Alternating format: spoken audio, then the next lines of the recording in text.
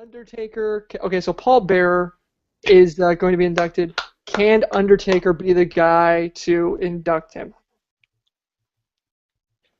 There shouldn't be anybody but Undertaker to induct him, unless you maybe got Brother Love, because he was Taker's original manager, but...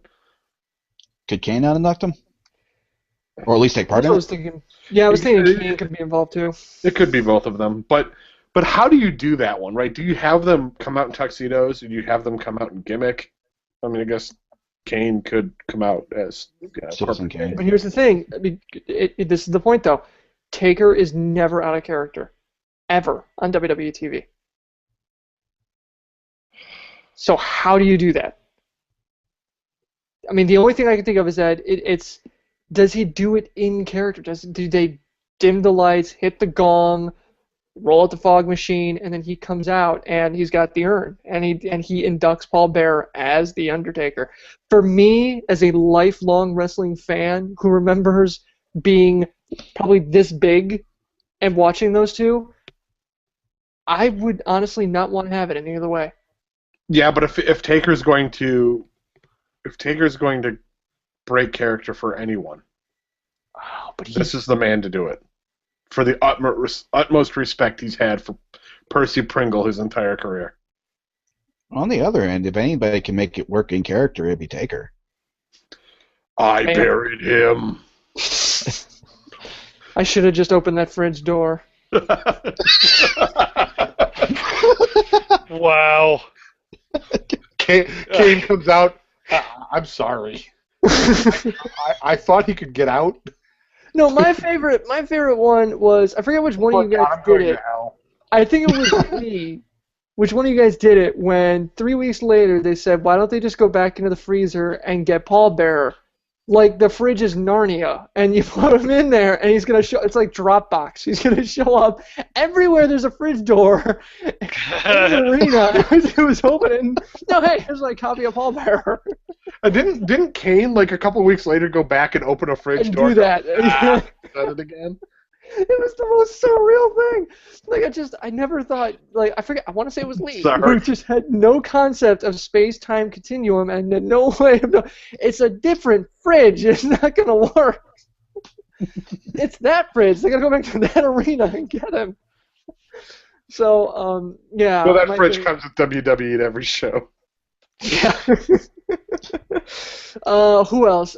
Chris Coates in the chat brings up Heyman. I don't want Heyman up there. I don't want Heyman anywhere near the Hall of Fame at all. I don't even want him in the building. And why not? Oh, come on. I cannot.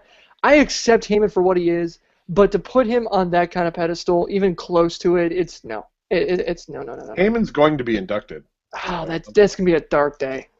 That will not be a dark day. I will have to completely disagree. Guys, okay, that's Harrison at ftwpodcast.com if you want to send an email.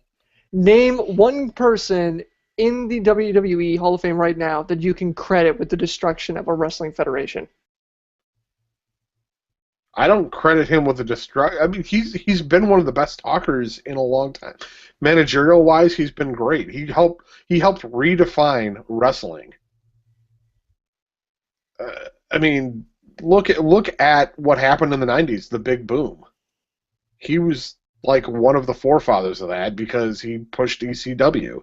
He did the Attitude Era would not be the Attitude Era without ECW. He brought blading into the floor. The quote, the quote that here, real quick, Harrison, and please feel free to respond. Just real quick. Okay. The quote I'll never forget is this quote from Al Snow that said, the ECW, when he was creating ECW, Al Snow was like, Heyman took the wrestling equivalent of the island of misfit toys and just took it to the stratosphere. And like, to me, I mean, it wasn't superstars. It wasn't good-looking guys. It wasn't divas. It was just guys who loved to wrestle. And things like blading that he brought to the forefront, he did things that were taboo. I mean, nobody was jumping on ring ropes like Sabu was flying out of the ring until Sabu did that. I have to disagree, and I'll stop and let you respond. Okay, first off, ECW was not Paul Heyman. He was in charge of it, yes. He gave direction and everything. ECW was the roster of talent that he had. It was also the crowd that he was working with, that he was working them in. It was the people that he built around him, who he then subsequently lied to for months as the company was going under. And for me, at that point, these people, they have a job with you. You have a responsibility to put them first, and to run a business into the ground like he did, that's just unforgivable. That is unforgivable. And this isn't like juicing. This isn't like I did something to myself. These are people with families and kids in this company, and he showed he showed very little remorse for what he had done. And so, yeah, you can say ECW as an organization did a lot of things first, and it changed, the WWE and WCW. It wrong in the Attitude Era. I'm not quite sure about that one. But you cannot tell me that he does not have that giant black mark on him for what he had done. And for me, right, but I cannot get that past outside my head when he's going to be standing, and I know he's going to be inducted into the Hall of Fame. And it's either going to be when he's alive or posthumously, whatever, he's going to be up there. And all I'm going to be thinking in the back of my head is that scenario. Yeah, but you ask any of those guys who left to move on for more money, and they would. I mean, even the Rise and Fall of ECW DVD, there's an interview. They're talking to Bubba Ray, and he says, "All we asked was for $1 more, and we would have stayed. We would have stayed to the very end." But Paul couldn't give us that $1, because he didn't have it. Well, I mean, when people are that dedicated and want to stay there.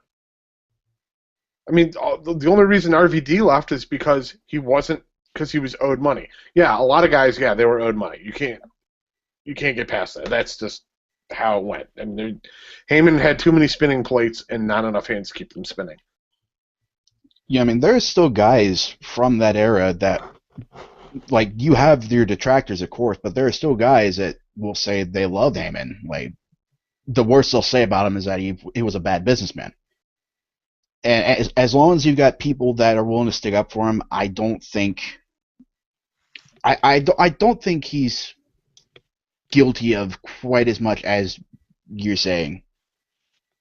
Like, he might have been the guy at the helm of the ship when it went down, but I wouldn't attribute malice to what he did. Like, I think it was more just him not knowing what he was doing more than, all right, I'm gonna keep stringing these guys along as long as I can. And that's the thing. You're telling me that mentality is not malice? And everyone just keeps, and this is the other thing, Judas Wright saying bad business decision. That's all Heyman did. Yeah, that's all Heyman did is employ a bunch of people, give them jobs, and put them in a situation that he couldn't keep them at. So that he sounds made like a bunch any of business owner who is having trouble getting ahead. But what's the difference between him and Bischoff? Bischoff torpedoed a company with bad storylines and misrepresentation of his talent and who was actually worthwhile. Look, Harrison, you make a very valid argument. I personally disagree, but you make a very valid argument. What's the difference between Bischoff and Paul Heyman on that respect? There is a difference. I think I'd attribute that more to ignorance more than malice. Like, Heyman didn't know better. That's just me, though. No, I understand where you're coming from. And in that situation, then you got to find somebody who does. If you lack a skill, look, running a business requires two things. It requires the product and actually knowing how to run a business. And being really good at one doesn't vindicate being shitty at the other. And saying, well, he made me, he kept me entertained for 10 years, so of course he's fine. It's the same thing like if a rapper shoots up a club or something. Everyone's like, oh, no, it's fine. He released a bunch of albums and he sold a bunch of shit, so we have to kind of give him a slide on that one. It's complete bullshit when it comes to that. Heyman, for what his job was, he was very, very shitty at a very important part of it. And for that reason, a lot of people that aren't interviewed, a lot of people who didn't get jobs at TNA or other wrestling fans, a lot of guys who work cameras, sound, set up, take down sets, that work backstage, a lot of these guys who didn't have names that could go on and do anything else were left on the lurch. You say that, but half the guys who were on the roster were also doing those backstage jobs. The big difference I see between what you're describing, like what Heyman did and a rapper shooting up a club, is Well, obviously, what the rapper did is criminal. Heyman was never brought up on charges for anything he did with his stuff. So Bad comparison. I will concede that. Anyway, point is, who wrote this? Chris wrote saying Heyman's worst crime is legitimately trying to do too much with too little and putting on a sleazeball's face. I don't know about the sleazeball's face. Yeah, but there's just a lot of times the guys could have said, "Fuck it, I'm out," and leave, and they didn't. At what point does it become your own? Can you point the finger back at yourself? Regardless, is entirely a different conversation than what we started. Yeah, and we still have Ask FTW to get to. Well, we only got a few questions in that. We're fine. But yeah, so Undertaker inducting Paul Bearer. Okay, let's circle it back. We never did actually answer this question. Do we see him breaking character? No. I say yes. Yes, Nick? If he were, it would be for Paul Bearer, which really isn't an answer. I'd say there's a good possibility that he would. For me, it's a no. So we're split on that evenly, 2-on-2. Okay. It'll be interesting to see if Undertaker does induct Paul Bearer and really, because it's going to be all the feels, man. It's going to be all the feels right here. It's going to be tough keeping them all down. It's going to get really dusty when we watch that. All right, you guys.